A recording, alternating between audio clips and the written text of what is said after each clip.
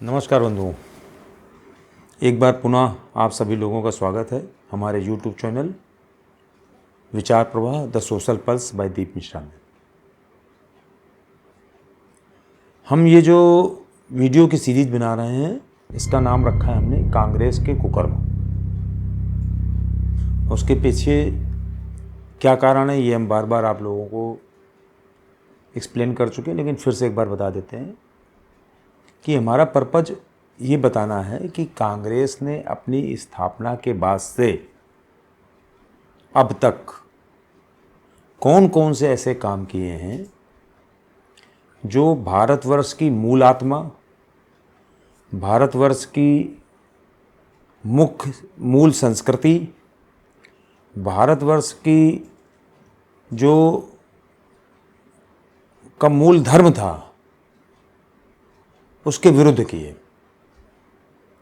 इसके पीछे क्या कारण थे वो भी धीमे धीमे हम आपको एक्सप्लेन करते जा रहे हैं, बताते जा रहे हैं, और उनके दुष्प्रभाव क्या रहे, उनके वो जो उन्होंने काम किए उसके दुष्प्रभाव पूरे समाज में, देश की राजनीति में, इस देश की न्याय व्यवस्था में, इस देश की शासन व्यवस्था में, सामान्य शासन व्यवस्था में किस तरीके से पड़े, वो हम सब लोगों को दिखाई पड़ते हैं। मतलब एक समय ऐसा आया कि सामान्य व्यक्ति जो हिंदू था अपने आप को हिंदू कहने में शर्म महसूस करता था,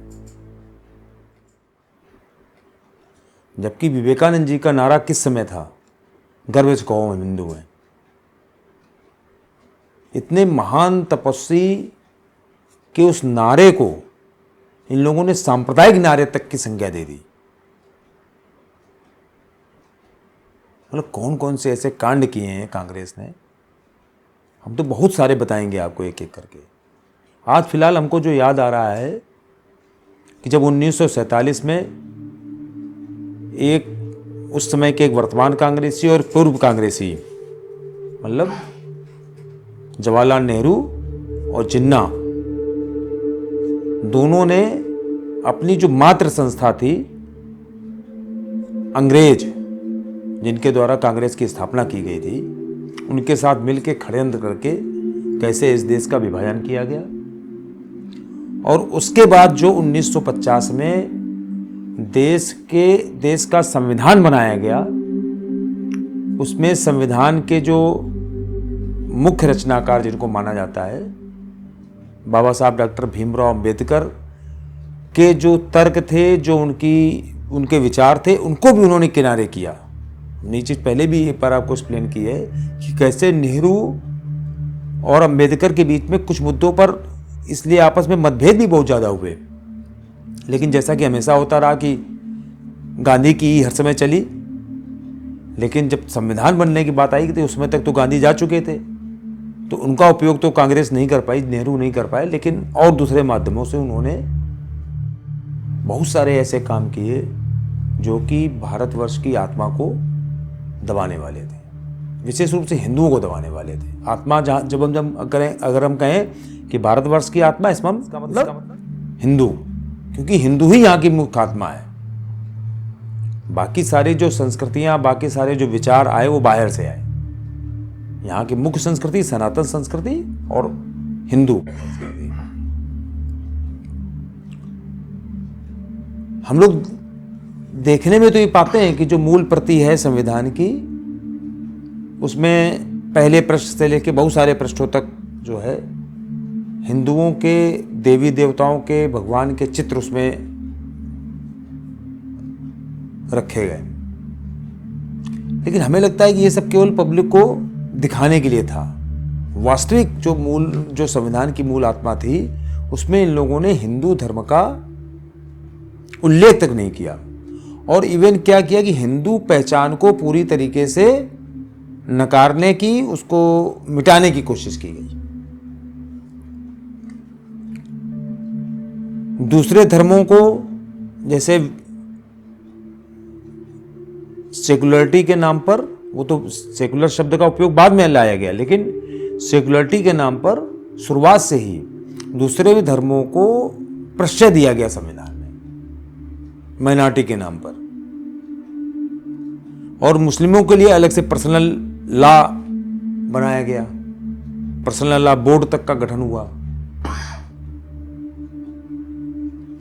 जबकि इस देश में उस समय जब संविधान बन रहा था तो एक समान नागरिक संहिता बनाई जा सकती थी और आवश्यकता थी इस देश के लिए, लेकिन उसको किनारे किया गया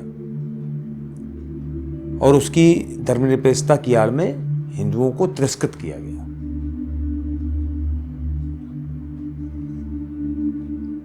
और जब जब कॉमन यूनिफॉर्म सिविल कोड की बात आई तो इसको हिंदुओं द्वारा उठाया हुआ एक कम्युनल एजेंडा बनाया गया। यह बताया गया कि हिंदू लोग जो हैं इस पूरे देश पर अपना वो थोपना चाहते हैं, अपनी संस्कृति थोपना चाहते हैं, अपना धर्म थोपना चाहते हैं। जबकि संविधान के अनुसार, अगर संविधान की हम शुरुआत की बात करें तो कॉमन सिविल कोड या जिसको कहें यूनिफॉर्म सिविल कोड बनाना एक बिल्कुल आवश्यकता भी थी और उसके बिना इस देश की पूरी व्यवस्था को सही ढंग से चलाना बहुत कठिन भी था, बहुत मुश्किल भी था, लेकिन तब भी ये सब किया गया। जब संविधान के प्रावधानों के अंतर्गत वोट बैंक की राजनीति के कारण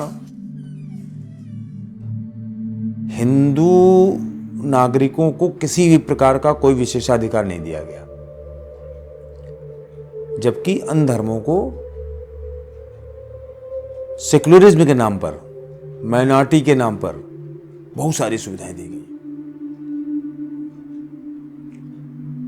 हिंदू जो है अपने जो विद्यालय हैं वहां पर वो अपने धर्म ग्रंथ नहीं पढ़ा सकता है, लेकिन मुसलमान अपने जो माइनॉरिटीज के विद्यालय हैं वहां पर वो अपने धर्म ग्रंथ पढ़ा सकते हैं, चाहे वो ईसाई के हों, चाहे मुसलमानों के हों, चाहे और किसी पंथ के हों। जो हिंदुओं की पूजा पद्धति थी, त्यौहार थे, सांस्कृतिक आयोजन थे, उनको सांप्रदायिक कार्यक्रम कह के उनको नकारने की कोशिश की गई, चाहे वो होली हो, चाहे दिवाली हो, मतलब हर कार्यक्रम में। और इन सब चीज़ों में संविधान की आड़ लेके भारतवर्ष की जो कोर्टें थी, इवन सुप्रीम कोर्ट तक, उन्होंने भी यही काम किया सेक्युलरिज्म के नाम पर। लेकिन वहीं जो दूसरे धर्मों के 30 त्यौहार थे, चाहे वो बकरीद हो या किसी तरह के कोई भी त्यौहार हो, उन पर कभी क्वेश्चन मार्क नहीं किया। हमेशा जब भी बात की गई तो जैसे दिवाली में प्रदूषण की बात होने लगी, होली में पानी की बर्बादी की बात होने लगी, मतलब इस तरह के कांड किए जाने लगे।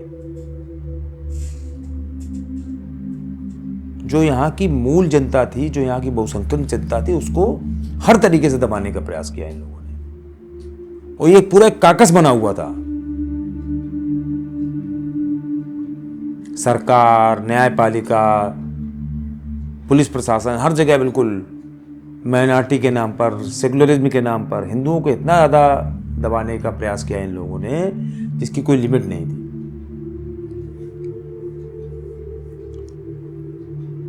हम लोगों को तो ध्यान है जब ये राम जन्मभूमि का आंदोलन हुआ, उस समय जय श्री राम कहने तक पर उत्तर प्रदेश जैसे राज्य में यहाँ के जो मुख्यमंत्री थे, समाजवादी पार्टी की सरकार थी, उन्होंने मतलब लोगों को जेल के अंदर तक डलवाया। इस तरह के कांड हुए इस देश में। राम जानकी जो रथ यात्रा निकाली थी अडवाणी जी ने, उनको बिहार के मुख्यमंत्री लालू यादव ने रोक के उनको जेल में डाल दिया, केवल सेक्युलरिज्म के नाम पर। भारतवर्ष में जो हिंदू के सबसे बड़े हमारे जिनको हम आराध्य कहते हैं भगवान राम, उनके मंदिर का पुनर्निर्माण होने में 500 साल लग गए। मतलब कितनी विडंबना की बात है। और ये सब किन लोगों ने किया? इन्हीं कांग्रेसियों ने, इन्हीं सेकुलर जमात ने। इवन स्थिति ये हो गई कि हमने जैसा एक बार पहले कहा कि लोगों को अपने आप को हिंदू कहने में शर्म महसूस होने लगी। मतलब लोग कहने की हिम्मत नहीं जुटाते सार्वजनिक रूप से कि हम हिंदू हैं। हिंदुओं के जो प्रतीक चिन्ह थे, चाहे शिखा हो, चाहे जनेऊ हो, यज्ञोपवीत हो, चाहे टीका हो, ये लोग लगाने में शर्म महसूस करने लगे। इतना आधा बदनाम कर दिया। लेकिन ईश्वर की कृपा थी, अब थोड़ी स्थिति बदली है। 10-12 सालों से देश में और प्रदेश में सरकारें जो हैं, चूँकि भारतीय जनता पार्टी की बन रही हैं, तो इस मानसिकता में और उसमें परिवर्तन आया है। लेकिन उसके बाद भी सेकुलर जमातों का ये कुकर्म बंद नहीं हुआ। उसकी लीडरशिप करती है कांग्रेस। मतलब इन लोगों में आपस में भी कंपटीशन चलता है कि कौन कितना बड़ा सेकुलर है, और उसका केवल एक ही पैमाना होता है कि हम हिंदुओं को कितना दबा सकते हैं, कितना उनको मार सकते हैं, कितना उनकी बेइज्जती कर सकते हैं। सब इसमें शामिल हो जाते हैं, कोटे तक इसमें शामिल हो जाती हैं। वो भी उसी जमात का हिस्सा बन जाती हैं, क्योंकि वो उनके प्रभाव में रहती हैं, उनके दबाव में रहती हैं। भाई कोर्टों में भी जाने वाले, चाहे वो हाई कोर्ट में जज हों, चाहे सुप्रीम कोर्ट में जज हों, हैं तो वही वकील जो 15 साल की प्रैक्टिस करने के बाद वहाँ पर अपॉइंट हो रहे हैं। वो भी सामान्य जनता से ही तो आ रहे हैं। उन्होंने ला की डिग्री की, ला की प्रैक्टिस चालू कर दी, 15 साल प्रैक्टिस की, इसके बाद हाई कोर्ट और सुप्रीम कोर्ट में जज बनने के एलिजिबल हो गए, और फिर उसी कागज में किसी तरीके से अंदर अपनी एंट्री ले ली। जो हिंदू धर्म की बात करे, जो हिंदू राष्ट्र की बात करे, उसको देशद्रोही घोषित करते हैं। ये तो केवल एक पहलू है कांग्रेस के कुकर्म का, सेकुलरिटी के नाम पर जो इन्होंने अत्याचार हिंदुओं के साथ किए उसका। बाकी भी बहुत सारे किस्से हैं। हम लोग मिलते रहेंगे और बात करते रहेंगे इस पर। मिलते हैं ब्रेक के बाद।